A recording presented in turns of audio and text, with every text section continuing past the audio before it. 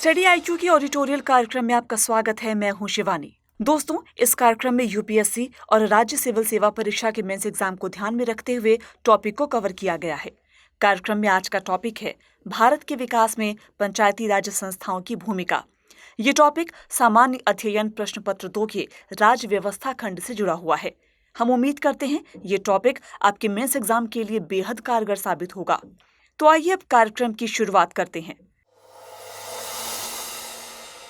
बीते दिनों पश्चिम बंगाल में हुए पंचायत चुनाव के दौरान राज्य के अलग अलग हिस्सों से बड़े पैमाने पर हिंसा की खबरें आईं।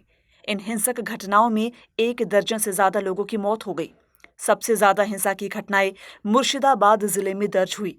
उसके अलावा नादिया, कूच बिहार, मालदा और बर्धमान आदि जिले में भी हिंसक घटनाएं दर्ज हुईं। बड़े पैमाने पर हुई हिंसक झड़पों के अलावा आगजनी, बूथ कैप्चरिंग और फर्जी मतदान की भी सैकड़ों शिकायतें सामने आई। इन घटनाओं ने पंचायती राज संस्थाओं को फिर से सुर्खियों में ला दिया। इसीलिए आज के कार्यक्रम में हम पंचायती राज संस्थाओं पर पूरे विस्तार से चर्चा करेंगे।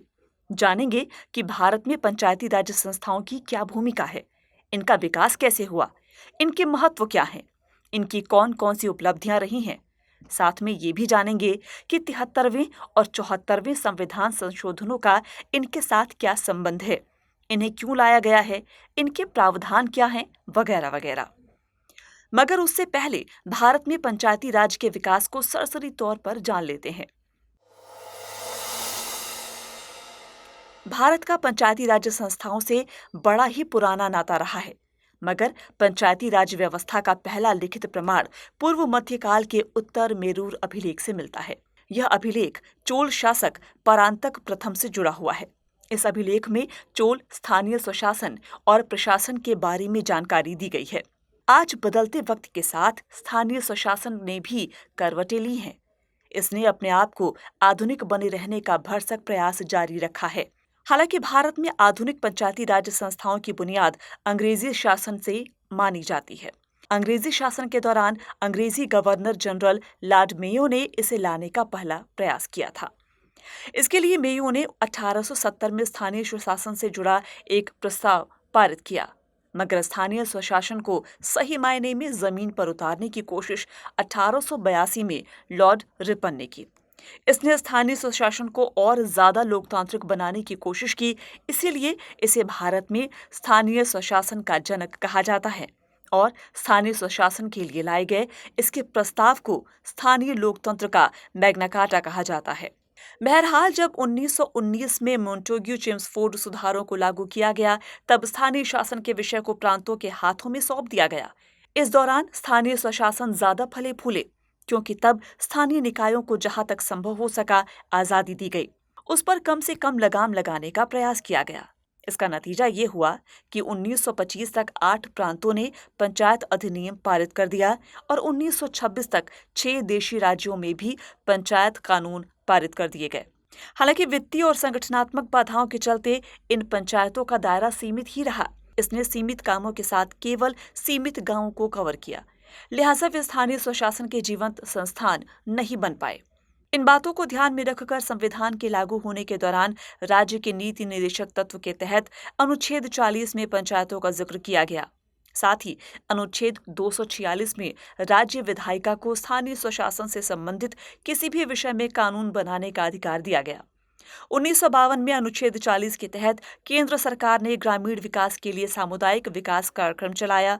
आगे चलकर 1957 में सामुदायिक विकास कार्यक्रम के कामों की जांच करने और उसे और बेहतर बनाने के लिए बलवंत राय मेहता समिति का गठन किया गया। समिति ने अपनी रिपोर्ट में लोकतांत्रिक विकेंद्रीकरण की योजना की सिफारिश की। इसके लिए समिति ने 3 स्तरीय पंचायती राज संस्थाओं का सुझाव दिया। ग्राम स्तर पर ग्राम पंचायत, ब्लॉक स्तर पर पंचायत समिति और जिला स्तर पर जिला परिषद। 1958 में इन सिफारिशों को राष्ट्रीय विकास परिषद द्वारा अपना लिया गया। हालांकि अभी भी इसे लागू करने की जिम्मेदारी राज्यों के पास ही रहने दी गई। 1959 में राजस्थान इस नई योजना को लागू करने वाला देश का पहला राज्य बना। इसकी शुरुआत 2 अक्टूबर 1959 को राजस्थान के नागौर जिले में तत्कालीन प्रधानमंत्री जवाहरलाल नेहरू ने की। राज्यों को नोडल इकाई बनाने का नतीजा ये हुआ कि पूरे देश में पंचायती राज संस्थाओं की संरचना एक जैसी नहीं रही। साथ ही राज्य में जब अस्थिर सरकार का दौर आया, उस दौरान कई बार स्वशासी संस्थाओं का गठन भी नहीं किया गया। इस तरह ये संस्थाएं सोच के मुताबिक जमीन पर उतर ही नहीं पाईं। हालांकि उस दरमियान पंचायती राज संस्थाओं की बेहतरी के लिए गठित कई समितियों ने इन्हीं समस्याओं को देखते हुए इसे संवैधानिक दर्जा देने की सिफारिश की, मगर इसे राजनीतिक अस्थिरता के चलते अमली जामा पहनाया नहीं जा सका। इसे 1992 में तब संवैधानिक अमली जामा पहनाया गया जब 73वें और 74वें संविधान संशोधन अधिनियम पारित किए गए। और आइए अब जानते हैं 73वें और 74वें संविधान संशोधन के बारे में। 73वें और 74वें संविधान संशोधन शक्ति या सत्ता में विकेंद्रीकरण लाने के लिए लाए गए थे। इन संशोधनों के जरिए भारत के गांव और शहर दोनों में स्थानीय स्वशासन की शुरुआत की गई। 24 अप्रैल 1993 को 73वां संविधान संशोधन अधिनियम, जबकि 1 जून 1993 को 74वां संविधान संशोधन अधिनियम लागू किया गया। इन संशोधनों ने संविधान में 2 नए भाग जोड़े। पहला भाग 9 था, जिसका शीर्षक पंचायतें रखा गया, जबकि दूसरे भाग 9A का शीर्षक नगर पालिकाएं रखा गया। लोकतांत्रिक व्यवस्था की बुनियादी इकाई गांवों के लिए ग्राम सभाओं और नगर पालिका के लिए वार्ड समितियों को बनाया गया। वहीं 20 लाख से कम जनसंख्या वाले राज्यों में पंचायतों की द्विस्तरीय, जबकि 20 लाख से ज्यादा जनसंख्या वाले राज्यों में त्रिस्तरीय व्यवस्था को अपनाने की व्यवस्था की गई। साथ ही सभी स्तरों की सीटों को प्रत्यक्ष चुनाव द्वारा भरे जाने का भी प्रावधान किया गया। आबादी के अनुपात में सभी स्तरों पर अनुसूचित जाति जनजाति के लिए सीटें आरक्षित की गईं। इसके अलावा ये भी व्यवस्था की गई कि महिलाओं के लिए आरक्षित सीटों की संख्या कुल संख्या की 1/3 से कम नहीं होगी। ये व्यवस्था SC और ST के लिए आरक्षित सीटों पर भी लागू की गई। उसके लिए आरक्षित कुल सीटों में से 1/3 सीटें महिलाओं के लिए आरक्षित की गई। इतना ही नहीं, इन संस्थाओं का कार्यकाल एक समान कर 5 साल तय कर दिया गया और नए निकायों के गठन के लिए चुनाव कार्यकाल की समाप्ति से पहले पूरा किया जाना अनिवार्य कर दिया गया। साथ ही निकाय के भंग होने की स्थिति में चुनाव अनिवार्य रूप से 6 महीने के भीतर संपन्न किए जाने का प्रावधान किया गया। निर्वाचक नामावली के अधीक्षण, निर्देशन और नियंत्रण के प्रत्येक राज्य में स्वतंत्र चुनाव आयोग के गठन को जरूरी कर दिया गया।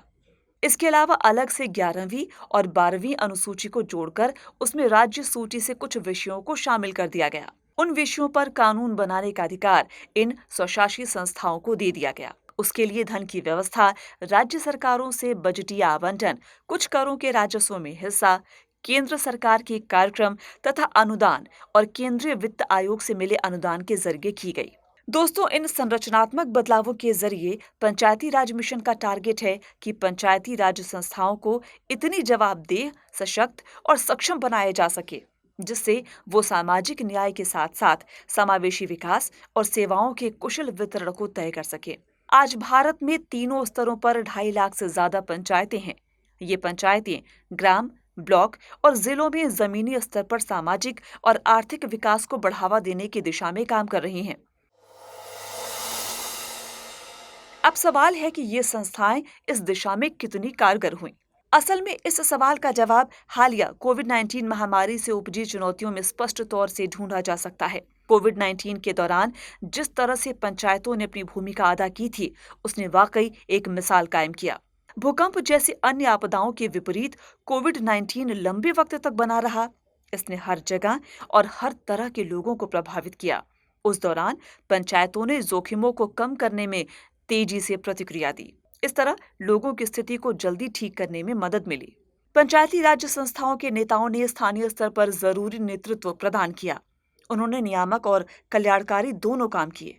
देशव्यापी लॉकडाउन के दौरान उन्होंने कंटेनमेंट जोन तैयार किया, परिवहन की व्यवस्था की, क्वारंटीन के लिए इमारतों की पहचान की और आने वाले प्रवासियों के लिए भोजन की व्यवस्था भी की। इसके अलावा मनरेगा और राष्ट्रीय ग्रामीण आजीविका मिशन जैसी कल्याणकारी योजनाओं को प्रभावी तौर पर लागू किया। इससे कमजोर आबादी को राहत पहुंची। साथ ही उसने अर्थव्यवस्था की रिकवरी दर भी तेज कर दी। इतना ही नहीं, उन्होंने क्वारंटीन केंद्रों पर कड़ी नजर रखने और घरों में कोविड के लक्षणों की निगरानी करने के लिए समुदाय आधारित सर्वेलांस सिस्टम भी स्थापित किया। फिर नागरिकों को कोविड-19 के टीकाकरण के लिए एकजुट करने में भी अहम भूमिका निभाई। इसके अलावा दक्षिणी भारत के 5 राज्य तमिलनाडु, केरल, कर्नाटक, आंध्र प्रदेश और तेलंगाना में तो इसने सबसे बेहतर उपलब्धि हासिल की। अन्य राज्यों के मुकाबले यहाँ गरीबी कम करने में इसने प्रमुख भूमिका निभाई। इसके लिए यहाँ इसने 5 फैक्टर्स पर फोकस किया। सबसे पहले माध्यमिक, उच्च माध्यमिक और उच्च शिक्षा में किशोरियों की भागीदारी सुनिश्चित की। इससे प्रजनन दर में गिरावट आई, जो कि दूसरी उपलब्धि है। वैसे भी प्रजनन दर को कम करने के लिए बालिकाओं की शिक्षा में भागीदारी को बढ़ावा किसी भी स्वास्थ्य और परिवार कल्याण सेवाओं की तुलना में कहीं ज्यादा कारगर साबित हुआ है। वहीं तीसरे काम के तौर पर इस संस्था ने समूह के गठन को प्रेरित किया। इससे हुआ ये कि जब महिलाएं एसएचजी यानी सेल्फ हेल्प ग्रुप बनाने के लिए एक साथ आईं, तो इसने घर के बाहर एक नई पहचान बनाई।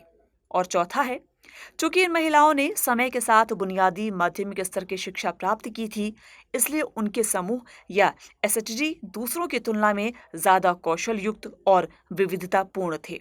इससे ये महिलाएं आजीविका के अवसरों का बेहतर लाभ उठा पाईं। और पांचवा है वो फैसला जो महिला एसएचजी के लिए बिना जमानत के 20 लाख रुपए तक के ऋण की अनुमति देता है। निश्चित तौर पर ये 5 चीजें अन्य राज्यों की समस्याओं के समाधान के लिए एक खाका के रूप में काम कर सकता है। अगली भूमिका इसने महिलाओं के राजनीतिक और सामाजिक विकास में निभाई। इसने आरक्षण के जरिए महिलाओं को जमीनी स्तर पर नेतृत्व के लिए आगे लाया। हालांकि महिला आरक्षण को लेकर हमेशा ये सवाल उठाए गए कि महिला सिर्फ नाम मात्र की प्रधान या मुखिया या फिर इन संस्थाओं के सदस्य होती हैं। आमतौर पर इनके सारे कामकाज उनके पति, पुत्र या फिर उनके परिवार का कोई अन्य पुरुष देखता है। इसी व्यवस्था को मुखिया पति या प्रधानपति जैसे शब्दों से व्यंग किया जाता है।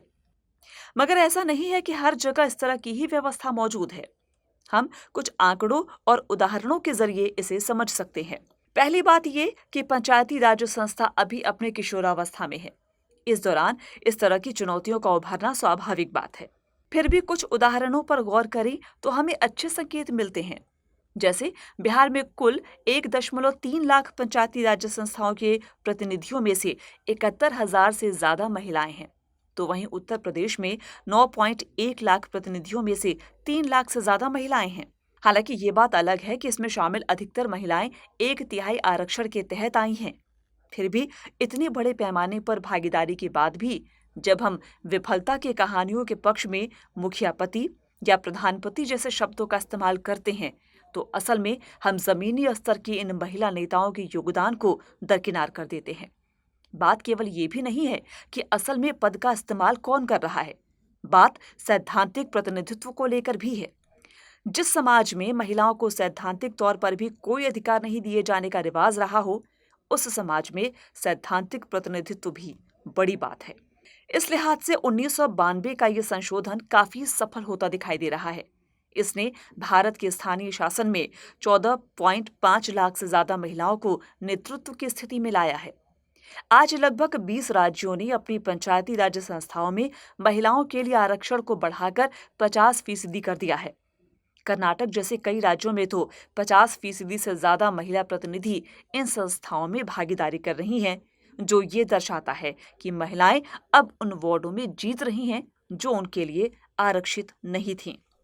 यह न केवल इस अवधारणा को खारिज करता है कि महिला केवल सैद्धांतिक प्रतिनिधि है, बल्कि इस बात को भी साबित करता है कि इसने सामाजिक न्याय को स्थापित करने में अहम योगदान दिया है।